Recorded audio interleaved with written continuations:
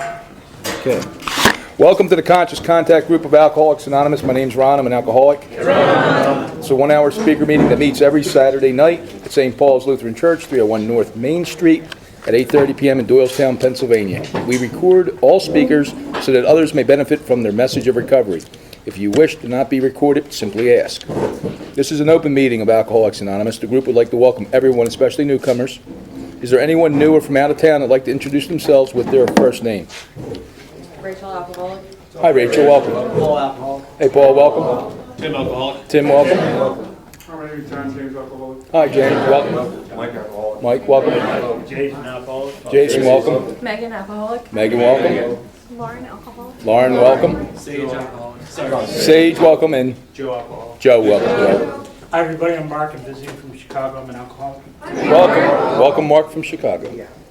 Windy City. Anybody else we miss? Good stuff. Good stuff. If you have any questions, you'd like to make this your own group, please see me or any group member after the meeting. The Conscious Contact Group encourages sponsorship with anyone working knowledge of the 12 steps and is willing to sponsor. Please raise your hand. Good stuff as usual. Are there any announcements for the good of AA? Dave. Hi, Dave, alcoholic. Hey, Dave. This really is an awesome meeting here, but if next weekend you should happen to find yourself up around the Quakertown area, the Spinnerstown Into Action Group is going to be having their 4th anniversary. There's a spaghetti dinner that starts at 6:30. Meeting is at 8 o'clock. Dave D. from Millersville, Maryland is going to be there. Maybe just change up scenery. What day? Next Saturday. Next Saturday. Dave D. is a credible speaker. Yeah. I'm John Alcoholic. Hi, John. That reminds me, before that, in Lansdale, there's an all-day conference. There's 4 different speakers. It's at the St. John's Church. It's right on Main Street, the big, beautiful brown church by 7-Eleven. That starts at 11. 2 speakers and then lunch, and then 2 more speakers. And if you have any questions, see me after the meeting. Thank you. Thanks. I now have reason to stay alive till next Saturday. Good. Yeah. I noticed, I was at the meeting prior, and they didn't, there was no confirmation about the roundup in Cape May, April 10th, 11th, and 12th. It's awesome. A lot of people go. It's nice to see them. Thank you. Any more? Any more announcements at all? Going once, twice, 3 times. We have meeting lists and big books on easy terms. Please see me or any home group member after the meeting. If you cannot afford a big book, the Conscious Contact Speaker Group will give you one at no charge. Anyone willing to make donations for the purchase of big books and CDs can throw it in that jar over there, marked CD and big book donations. If you like a CD of any speaker, past or present, see me after the meeting. They're available free of charge. And we always need help. If you'd like to come out and give us some help here, you're all welcome. We get here an hour before. It's always fun. Let's get to the preamble, the AA preamble. Alcoholics Anonymous is a fellowship of men and women who share their experience, strength, and hope with each other that they may solve their common problem and help others to recover from alcoholism. The only requirement for membership is a desire to stop drinking. There are no dues or fees for AA membership. We are self-supporting through our own contributions. AA is not allied with any sect, denomination, politics, organization, institution, does not wish to engage in any controversy, neither endorses nor opposes any causes. Our primary purpose is to stay sober and help other alcoholics to achieve sobriety. This time I've asked Brian to please come up and read the 12 steps of AA. My name is Brian. I'm an alcoholic. Step 1, we admitted we were powerless over alcohol, that our lives had become unmanageable. 2, came to believe that a power greater than ourselves could restore us to sanity. 3, made a decision to turn our will and our lives over to the care of God as we understood Him. 4, made a searching and fearless moral inventory of ourselves. 5, admitted to God, to ourselves, and to another human being the exact nature of our wrongs. 6, were entirely ready to have God remove all these defects of character. 7, humbly asked Him to remove our shortcomings. 8, made a list of all persons we had harmed and became willing to make amends to them all. 9, made direct amends to such people wherever possible, except when to do so would injure them or others. 10, continued to take personal inventory, and when we were wrong, promptly admitted it. 11, sought through prayer and meditation to improve our conscious contact with God, as we understood Him, praying only for knowledge of His will for us and the power to carry that out. 12, having had a spiritual awakening as the result of these steps, we tried to carry this message to alcoholics and to practice these principles in all our affairs. Thanks, Brian. Where are we at now? Okay, there's a seventh tradition. Every AA group ought to be fully self-supporting, declining outside contributions. This time we passed the basket. We have no dues or fees. We do have expenses here, and we are self-supporting, so if you're not an alcoholic, please don't put anything in the basket. There's one announcement, that the one thing that's vitally important, there's absolutely no smoking on the church property. That's the only thing that the church is very adamant about. And please silence your cell phones and limit movement during the meeting. And now we're going to get to the best part, the speaker. You know, I had the opportunity of just hearing him 8 days ago, and you know, he came all the way from Ireland. He's been in 12 years up in New York, and he carries a pretty powerful message. Please welcome Adrian Clark.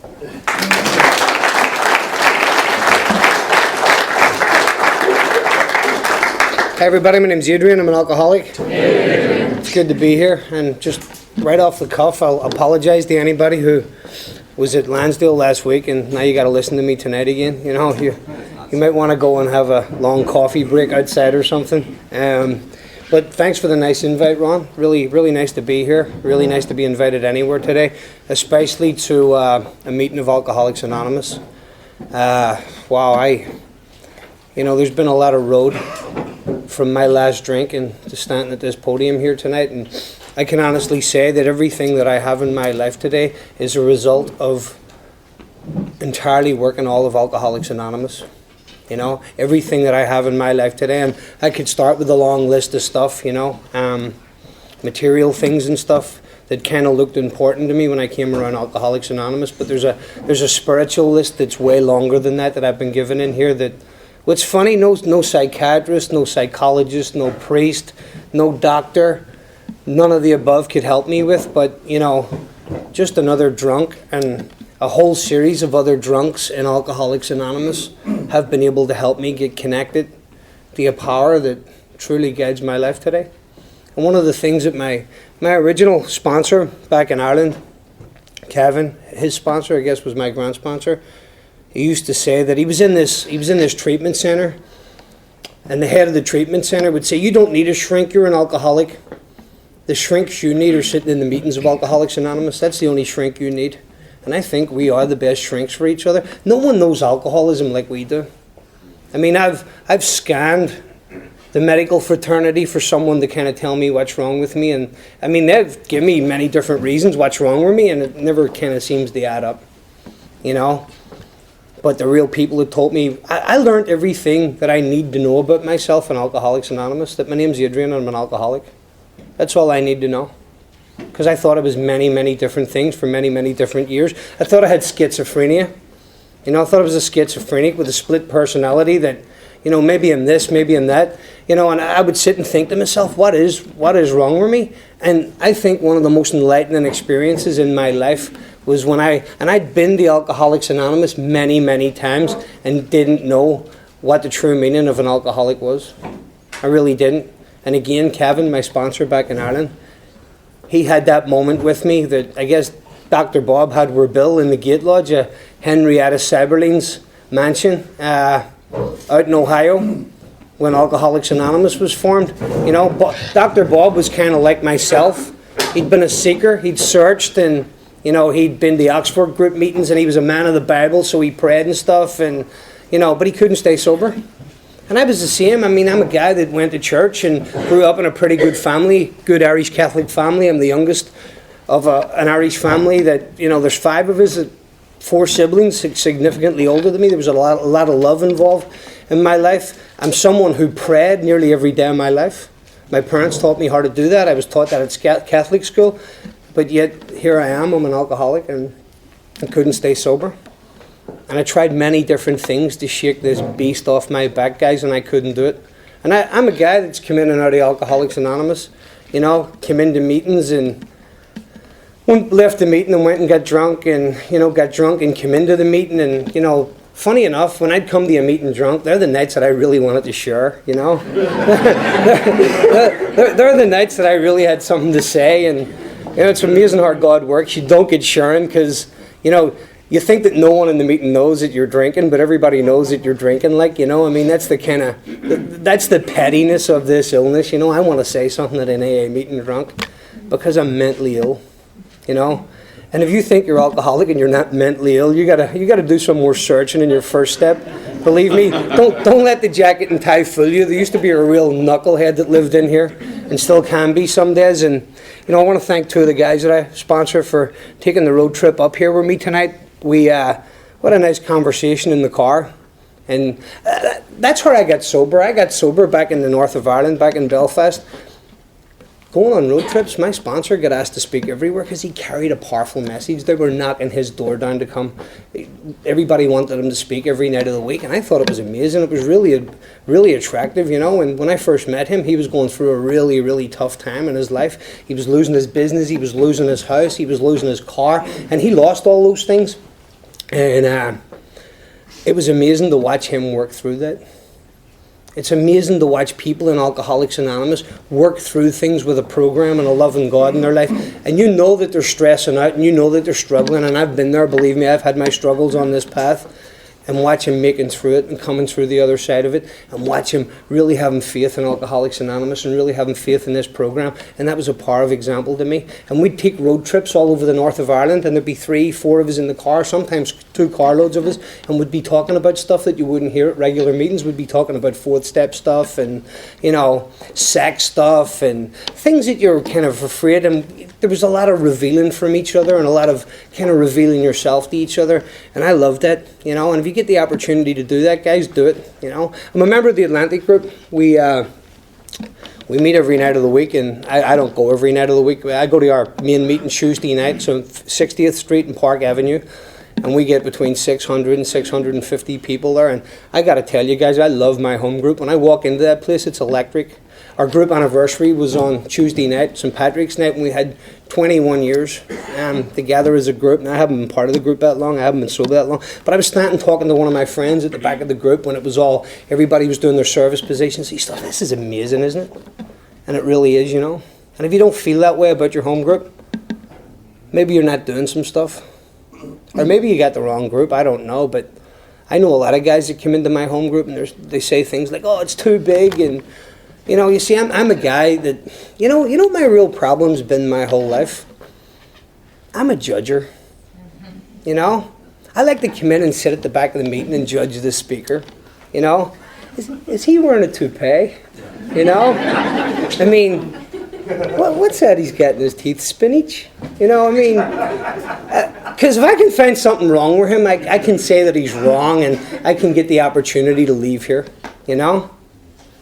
And I've noticed that the judges, and I've been a judger in Alcoholics Anonymous, they're normally the guys that, and I'm not saying anything about people sitting at the back, they're normally the guys sitting at the back watching what's going on in AA, oh, look what she's wearing, oh, look what he's doing, he's going out with her, he's going out with her.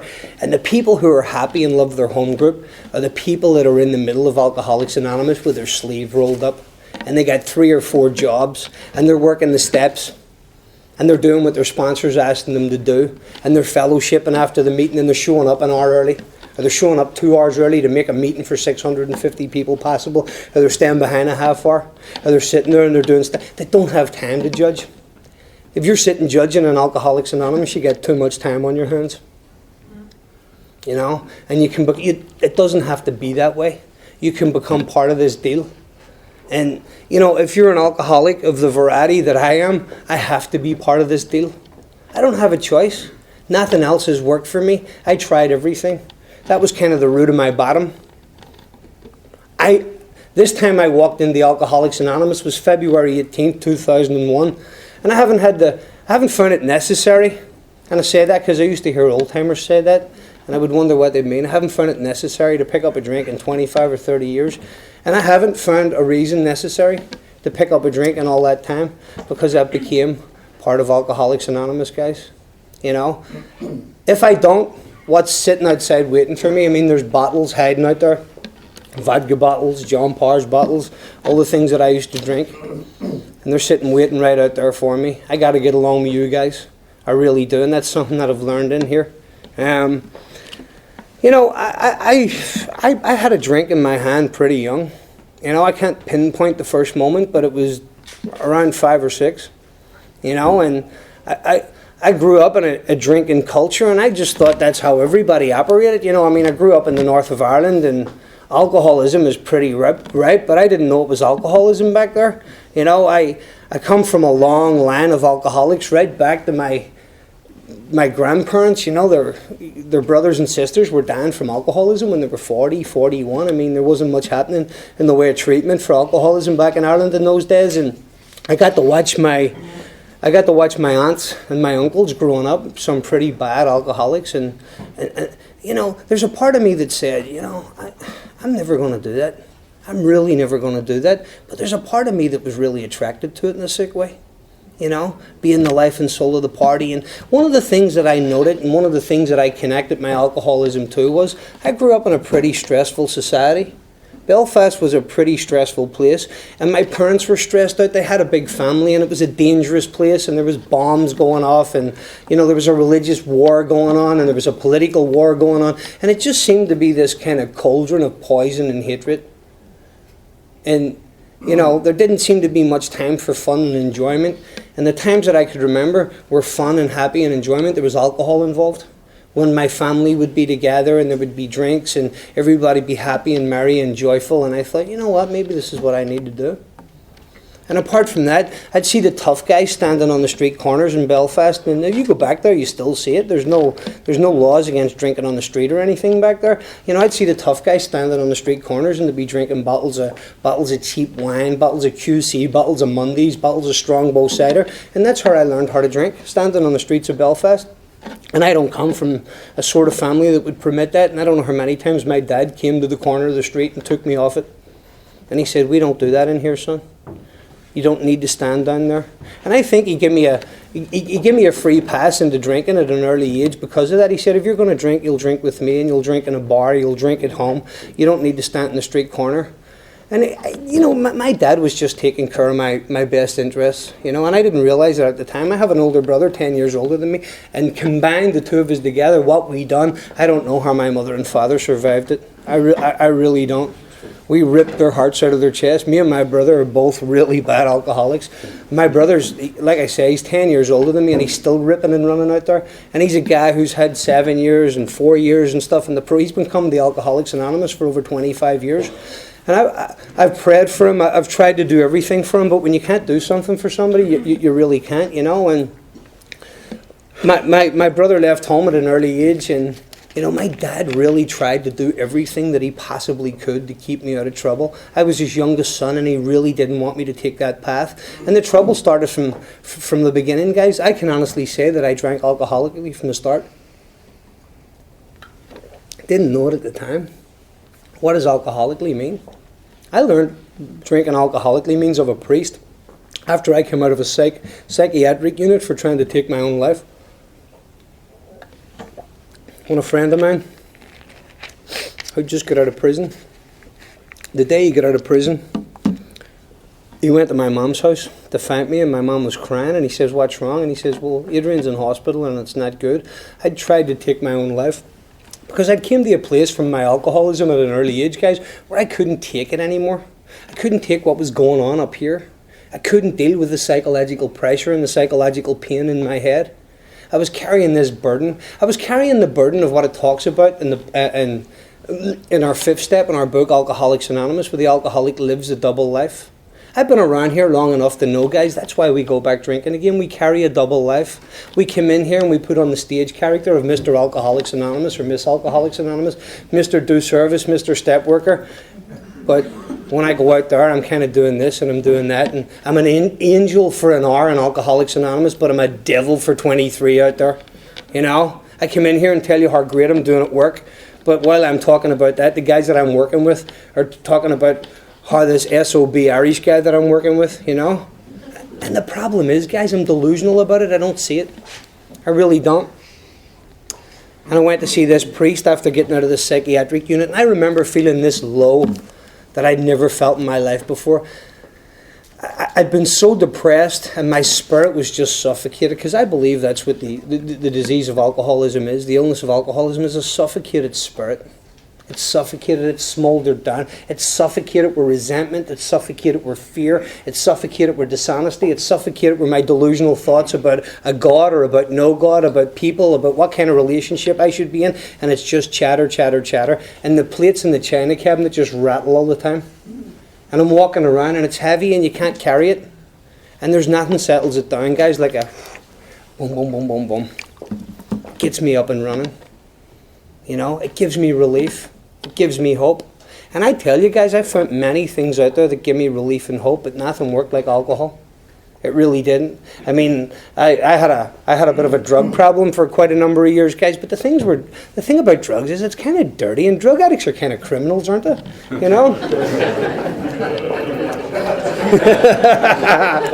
Go into a CA meeting and say that, huh? You know?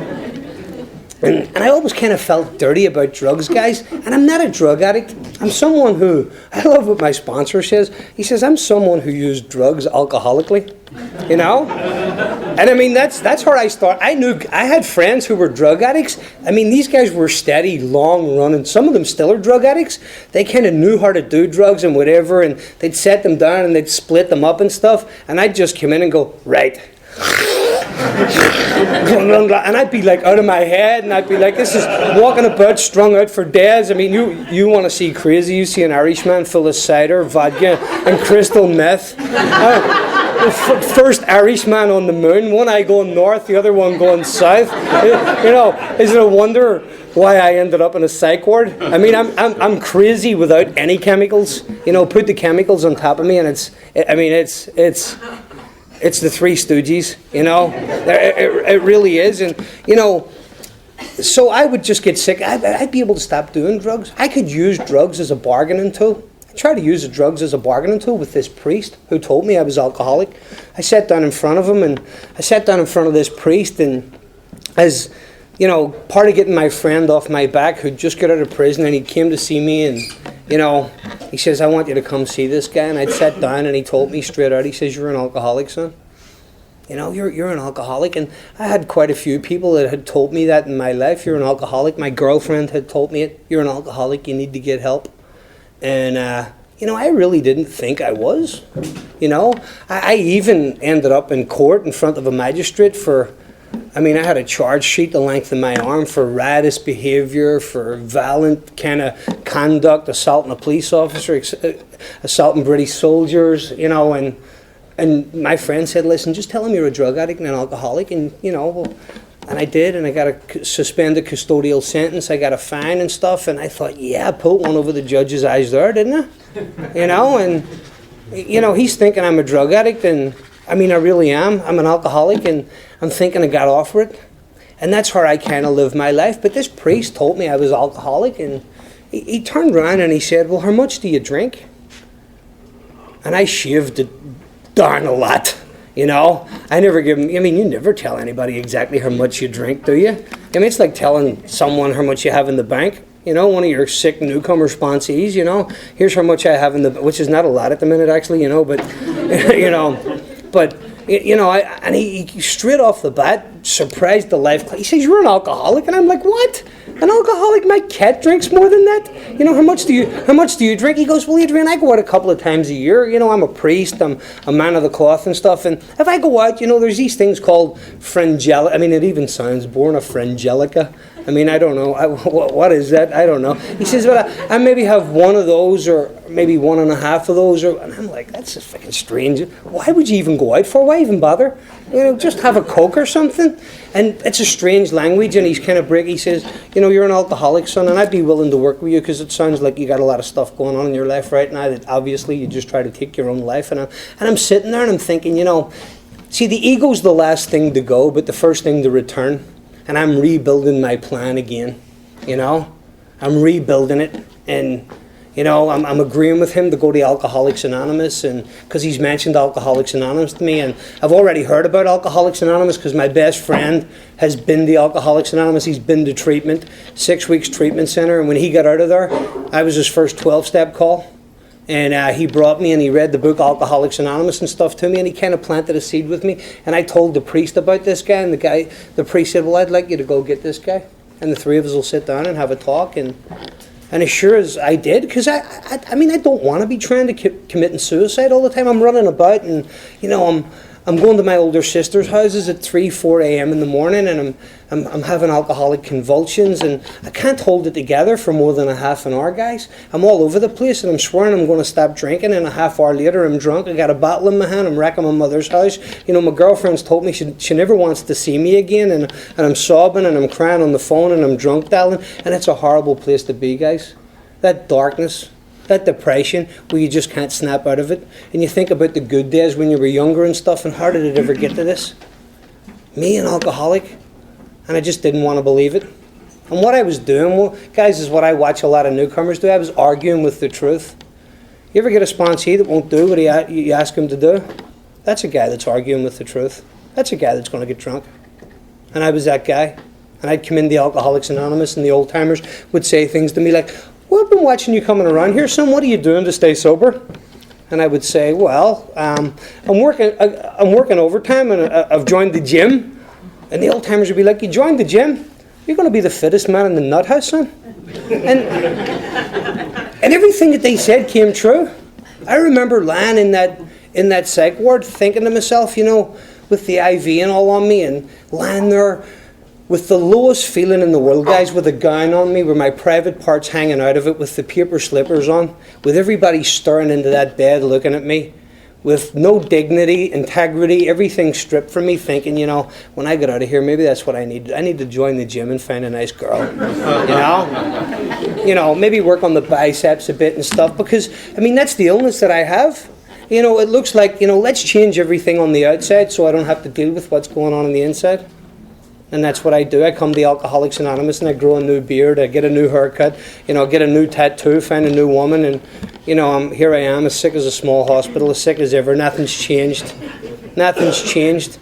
And, you know, the reason why I do that, I mean, it sounds funny and stuff, but here's the reason why I do it, because there's a void inside of me with the depth of the Grand Canyon. There's an emptiness inside of me, and it just feels mundane at best. You know, it's a horror picture sometimes, but it just wears me down. There's an energy that flows through my system that just drags me down, and it's depressing.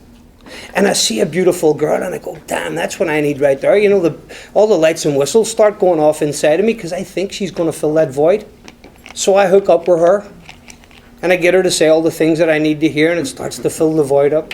You know, and I see that car, and that'll fill the void up too, and I'll get that job, and it's always the next thing. And what starts to happen is, you know, after a while, you know, she doesn't look as good. You know, the peacock has lost her feathers, and she now looks like a turkey. You know, because she can never fill the void up that's inside of me, and neither can the car, and neither can your basement full of your guitar, your running machine, your new sneakers, your basketball net, whatever it is, the cruise. It can't fill it up. And what starts to happen is, you know, I kind of start to be abusive towards her because she hasn't done what I thought she would do. You know, and, you know, it was a black car that I wanted, not the blue one, you know, and that's how my life looks, guys. And that's why alkies, you ever notice we jump from one relationship to another? You know, we don't take time to sit back and look, hold on, what's wrong with me? It's not her. It's not him. You know, the problem lies with me. There's some work that I need to do here to work through this, because it always does look like that the problem's out there. In fact, see, when I'm sick, this is away from alcohol, in Alcoholics Anonymous, when I'm not doing well and that melody's whipping its wind inside of me, it's so delusional, and it's so cunning, and it's so baffling, and it's so precisely powerful. What it makes it look like is that you're all sick, that I'm not sick at all, that everybody in the meeting's sick, you know? And if you'd only do what I say, in fact, you all probably need me to sponsor you. You know? Yeah, it's funny, right? But that's how we get when we're sick. And try to get a guy out of thinking like that. It takes a good sponsor to kind of work with a guy like that, because I can't hear anybody else. All I can hear is the music that's going on in here. And I think I've worked the steps better than that. In fact, there's nobody does AA better than me. I do it the best. I do more service than anybody. I do the big book better than anybody else. And God, why is my life like this when I'm doing all this like this? And the truth is, my life's like this because I'm in the grips of alcoholism and I can't even see it. I really can't. And I can't listen to anybody and I can't hear anybody. And what I have to do is I have to let God humble me. And if I'm lucky, I can do it without having a drink in my hand. And I just pray that he can humble me before I need to make amends to someone, because I'll tell you this, see, when I'm in that state, watch out, because I am that tornado, roaring my way through the lives of others, just ripping everything to the ground, drunk or sober, wet or untreated. And that's what my life looks like. And I'm having these problems, guys, were booze from when I was a kid. I'll tell you, the kind of problems I'm having were booze. I've started drinking in after hours when I'm a teenager, some of the sleaziest, dirtiest after hours in Belfast. And I'm walking through them in blackouts with the most uncanny, unsavory characters that you could find. And that's not how I was brought up. If I look back, guys, I was just a drunk, from an early age. When I went back to make amends to some people that, some of the older people and stuff that I kind of semi-terrorized, basically, that lived in my street and stuff. I mean, I was the guy after a while that a lot of the kids in my street weren't allowed to play with me. They weren't allowed to hang out with me. You don't want your kid hanging out with someone who's walking down the street at 8 a.m. in the morning with 2 bottles of cider. That's not the kind of guy that I would want my daughter to be with, And my dad would just shake his head and he would go to work, and he was a working man. He'd get up at 5 o'clock in the morning and I'd be coming home. I'd be coming home in all shapes, My poor father had to drive around the bars of Belfast, up and down the streets of Belfast looking for his youngest son, because he didn't know what way I was going to come home. He didn't know if I was going to be alive or not. He really didn't. And some nights I'd come in, cut to pieces with the blood dribbling out of me, because that's how I drank. And my dad would, he'd bring me to the bathroom and he'd wash me up. And, I don't know how many times, guys, I was in the hospital as an active result of injuries and intensive care units and getting shot and stabbed. And it was just a horror story. And that's not what makes me alcoholic, because there's ladies and girls and gentlemen in this room that don't have that kind of story. They really don't. And that's not what we look for here. It's really not. But it's a damn good sign that there's something wrong in Adrian's life, and Adrien can't even see it. I can't see that there's a problem here, because I got this ego that keeps springing back. And I lived like that, guys, right up until I was 26, until I couldn't do it anymore. I really couldn't. And at 26 years of age, I think everybody has a quota of alcohol to drink in their lifetime. I think I had mine drank by the time I was 17. I really do. By the time I was 26, I'm already many years into alcoholism, way past where I should have stopped drinking. And it's ugly, guys. It really is. There's all kinds of problems done. It's taken me a long time not to recover in Alcoholics Anonymous. We recover pretty quickly from the alcoholism when we follow the book's directions. I've seen that as a given. I think I'll always be recovering from this human condition. But I think I've done a lot of brain damage and caused a lot of poison to my brain and stuff out there through my drinking and through my drugging. I've just never been the same, And it's taken me a long time to do that. And after a few times in and out of Alcoholics Anonymous, I'm a guy I'm truly grateful that I got sober through Alcoholics Anonymous. I didn't go to a detox. I didn't go to a treatment center, although I definitely qualified for them. I remember those mornings laying detoxing and on someone's sofa with a blanket around me with the heat turned up full blast, and there was many of that, But I got sober through Alcoholics Anonymous, and the beautiful thing about it was I was invited here to come to Alcoholics Anonymous because someone seen that I had alcoholism and tried to 12-step me and started bringing me to meetings of Alcoholics Anonymous, and I would come in and the judger would be on, woof.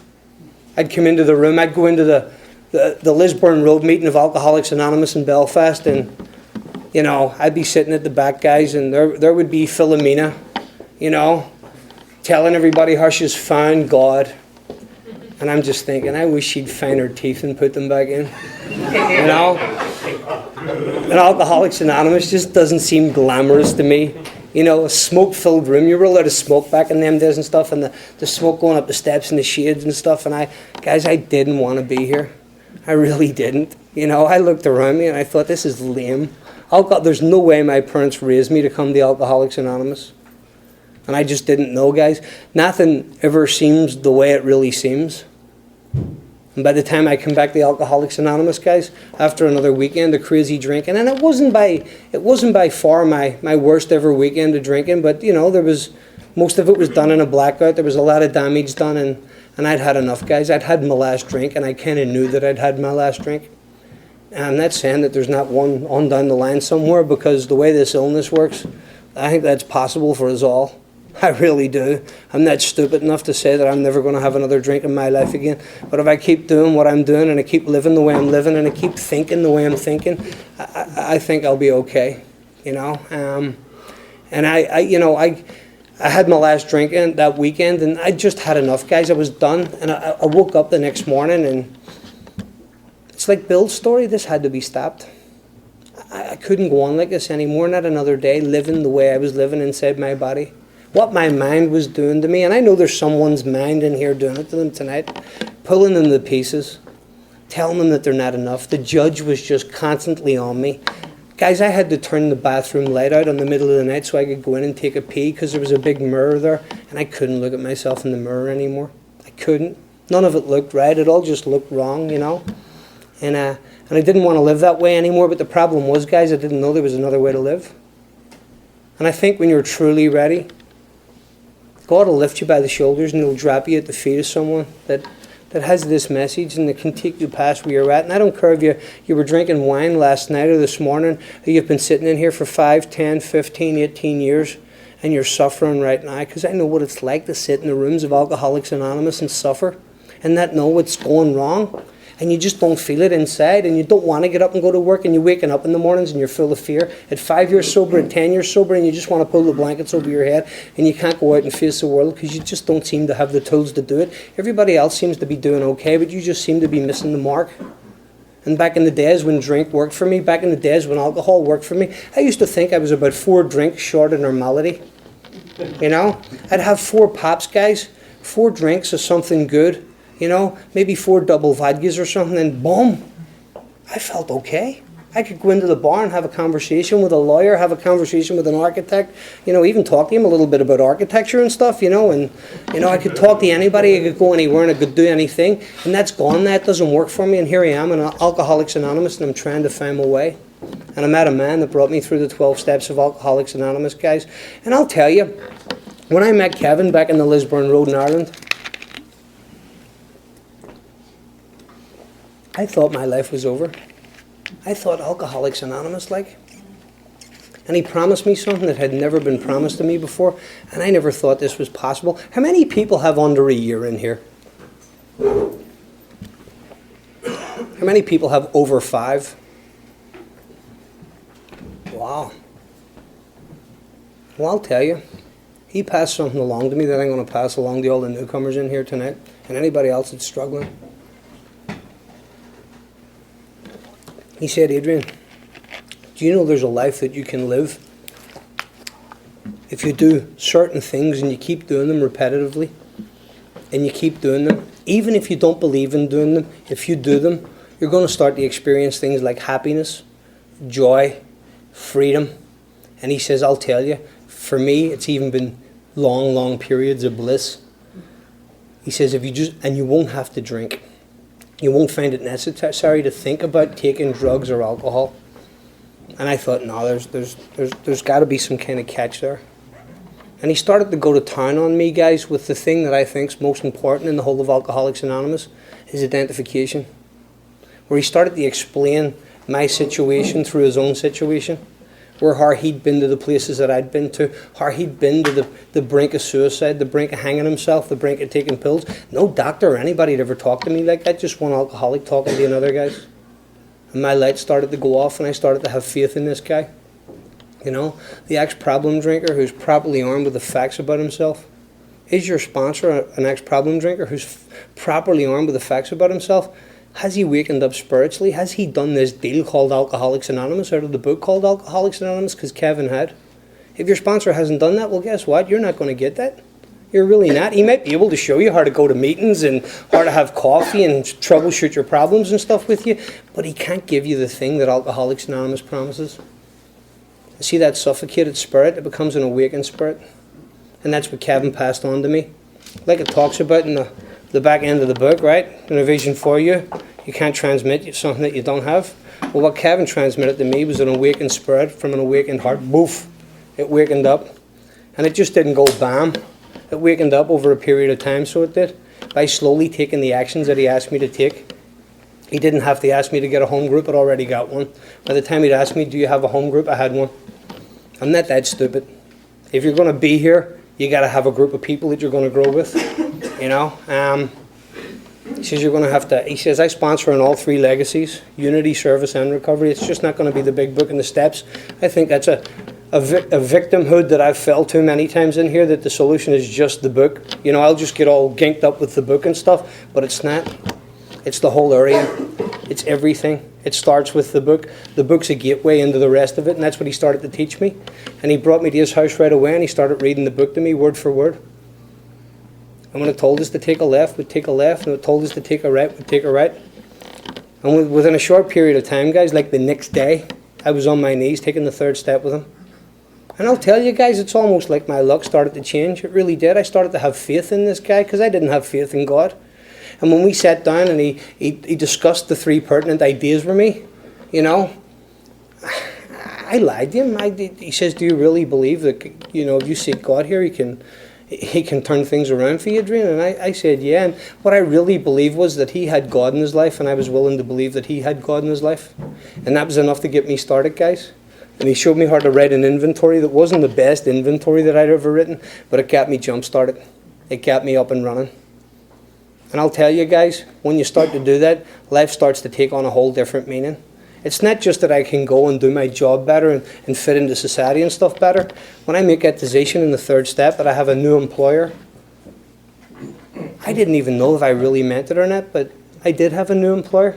This power was to come in, guys, and lift me by the shoulders at a year sober, and everything that I thought was going to happen in my sobriety at a year sober, that I was back in Belfast, I was going to meet maybe a nice Irish girl and, you know, maybe get like a nice little apartment and have a construction job and stuff back in Belfast. No, bang, lifted me and threw me right back into New York City again.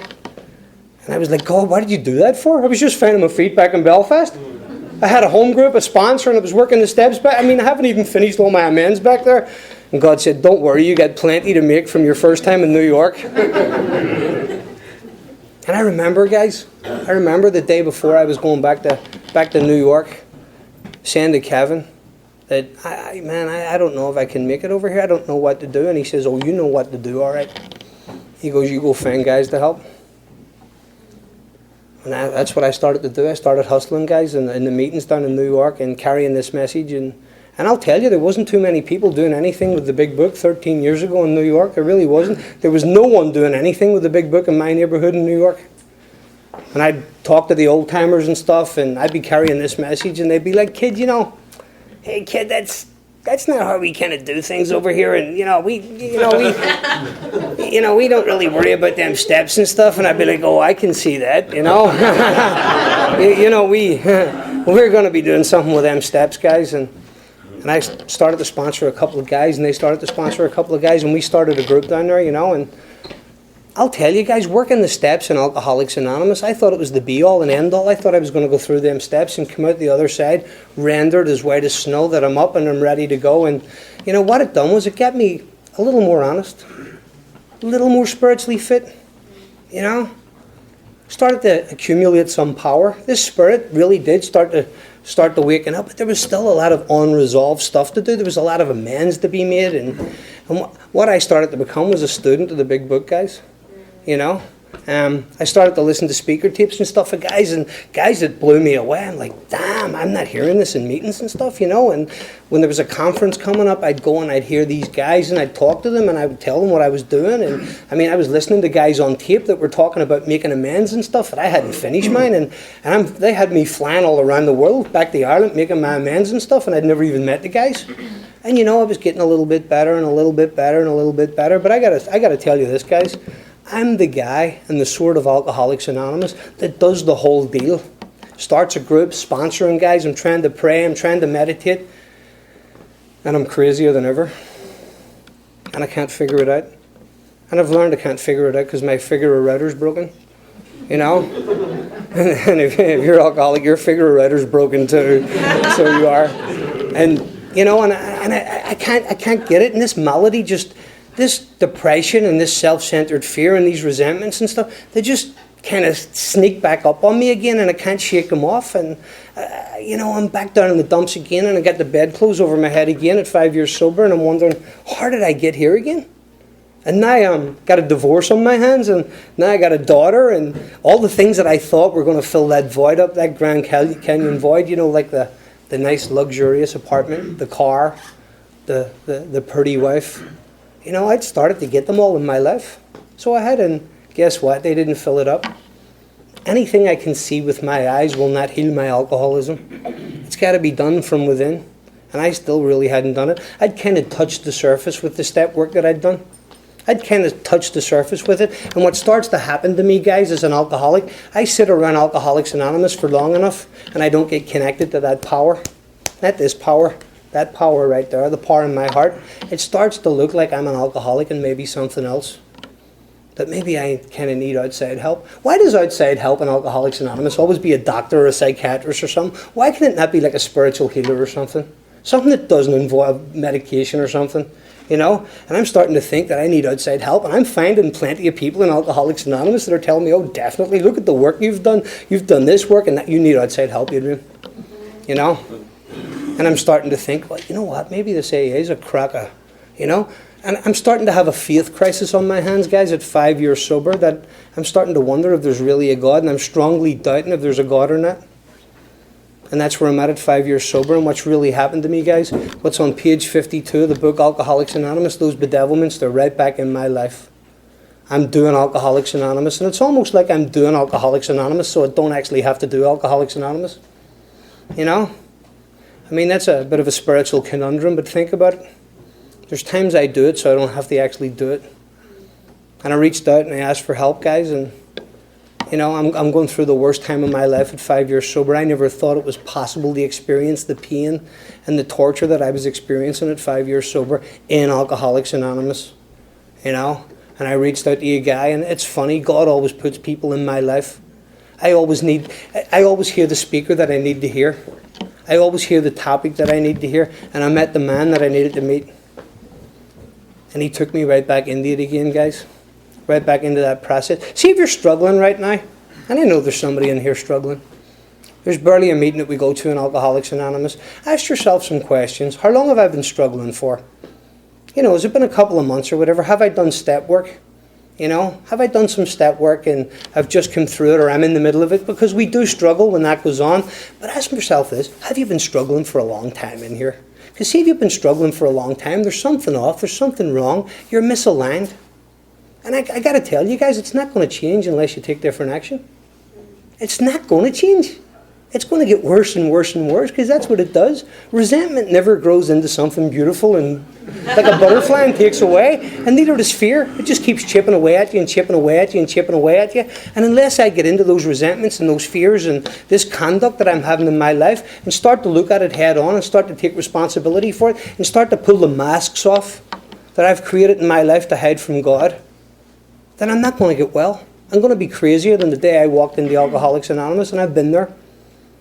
And at 5 years, guys, I had a beautiful experience with this work again. Ask yourself, do I need to revisit the work? Are you the old-timer that has 20 years or 25 years and comes up here on a Saturday night and talks about the inventory that he done 18 years ago? Or the fifth step that he done 5 years ago?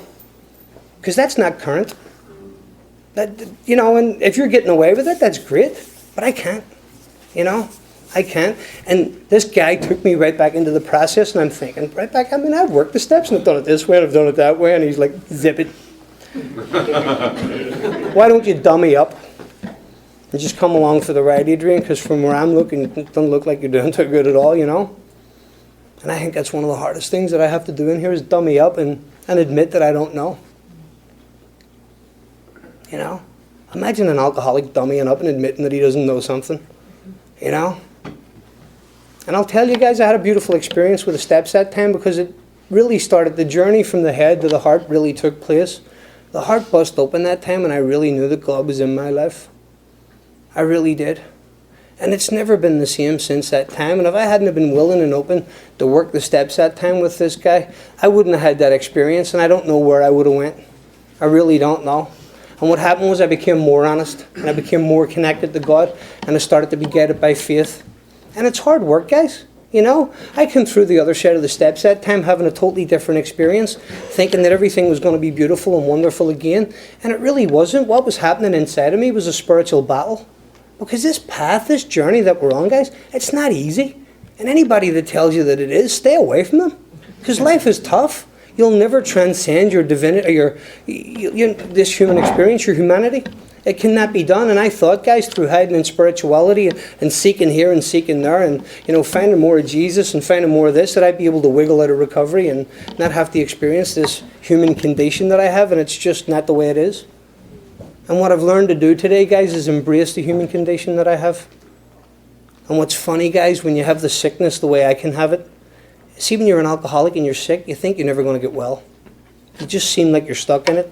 And then the other side of it is when you're an alcoholic who's doing great and la-di-da-di-da, you think you're never going to get sick again. There's like this pendulum swings. It's like swings. One day I'm in the cellar with the Grim Reaper uniform on, going, everybody doesn't like me. It's just a freaking towel. And then the next day I get the Superman cape on, I'm up through the sheetrock, standing on the roof, going, I'm the great I am. Look at me. And that's how it swings back and forward. Low self-esteem, high self-esteem.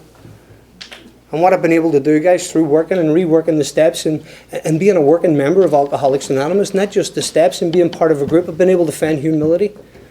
I've been able to find a place with a middle room, not on the roof and not in the cellar, where I've been able to live my life and let this power flow and work through these resentments, guys.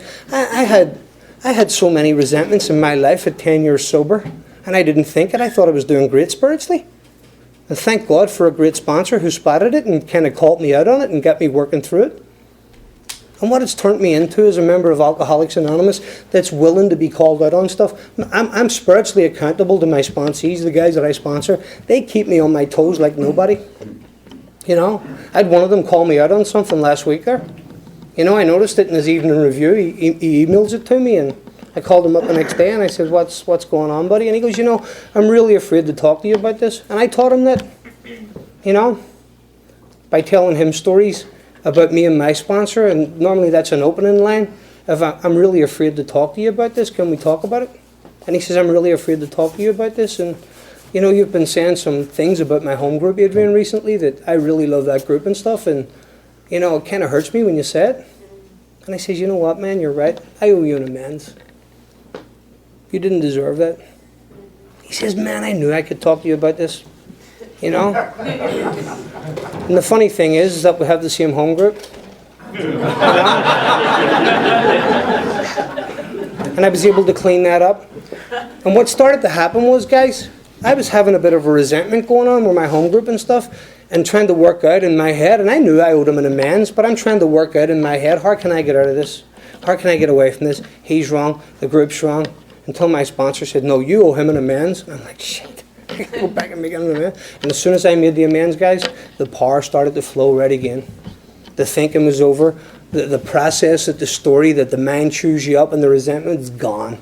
Can't survive in that world, guys, of spirit, so it can't.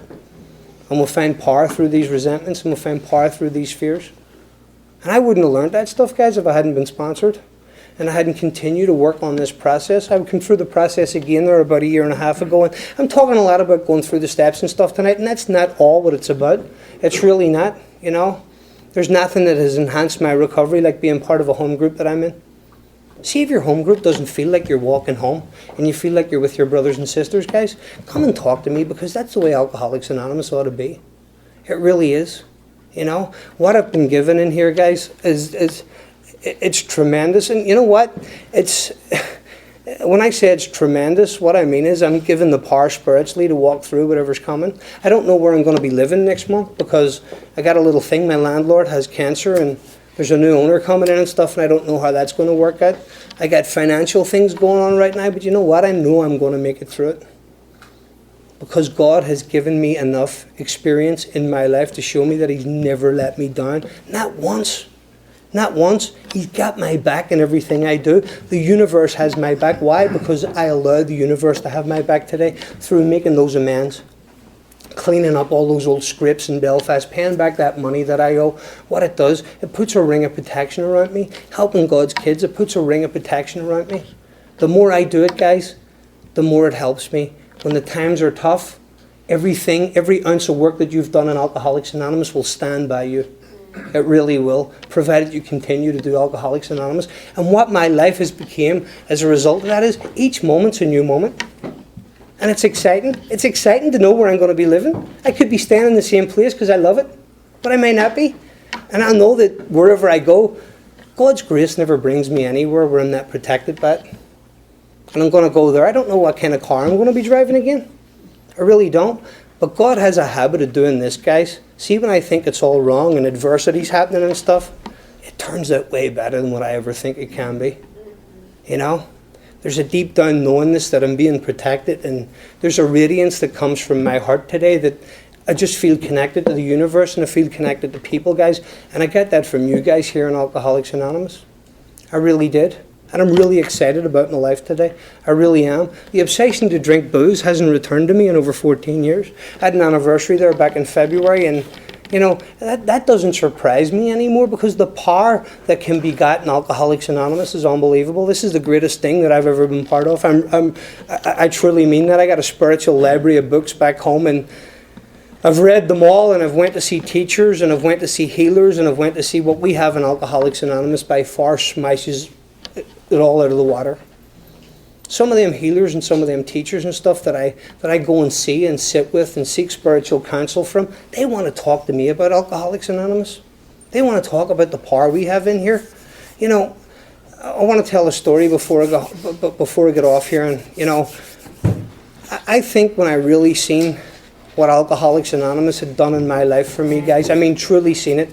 I mean, when I was really able to stand up on my own 2 feet. Because that's what this is about, guys. This is about being able to stand up on your own 2 feet like adults are supposed to.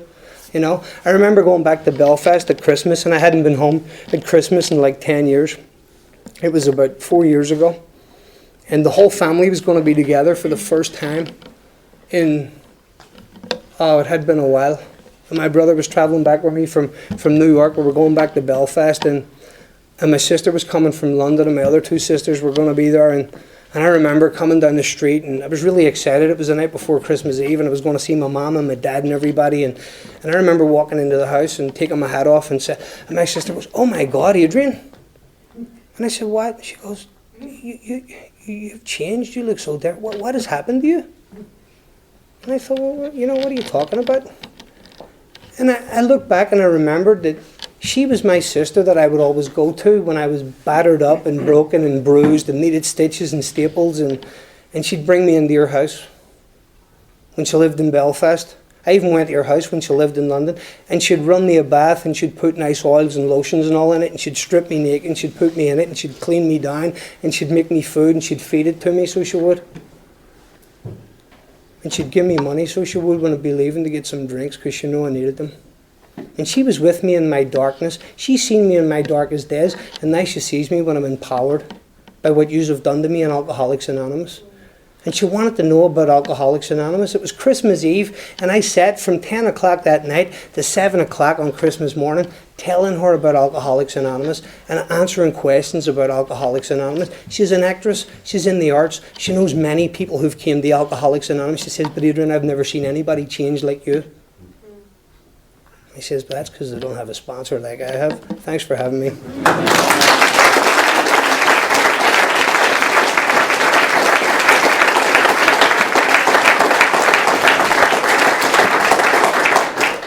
Our speaker traveled over 2 hours. It's customary to at least thank him if you can. It's nice to do. Our speaker next week is Lori D. from Galloway Township. It's going to be a party again. And I want to thank you all for coming out. Another hand for Adrian for coming out. Have a nice, great place.